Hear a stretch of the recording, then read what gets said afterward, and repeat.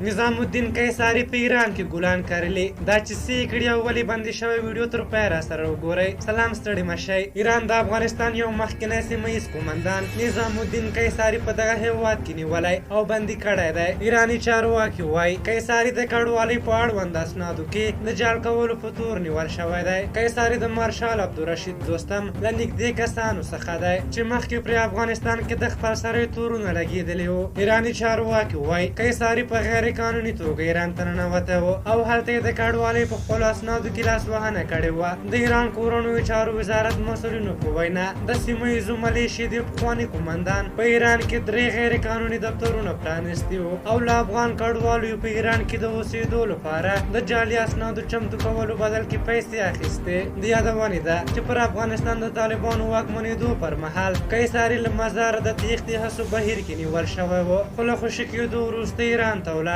نظام الدین قیصاري څوک دی؟ 52 کلن قیصاري د فاریاب قیصار ولسوالۍ کلیواله توپخانه سیمه کې زېږېدلی. کلونه یې بڼوالي او سوداګري کړې او له 1490 هجري شمسي کال وروسته د سیمه ییزو پولیسو د مرستیال په توګه فعالیت کاوه چې وروسته بیا د قیصار امنیه قومندان شوی و. دوی د عبدالرشید دوستم له نږدې کسانو څخه و. په هر حال تاسو دغې موضوع په اړه څه نظر لرئ؟ بل نظرونه مو راته په کومنټ کې ولیکئ. زموږ ویډیو مو خوښه شوې وي ضرور لایک کړئ. چې بیا ستاسو شپږ ته راځم په لوی بخښونکي خدای مو سپارم. د الله په امان.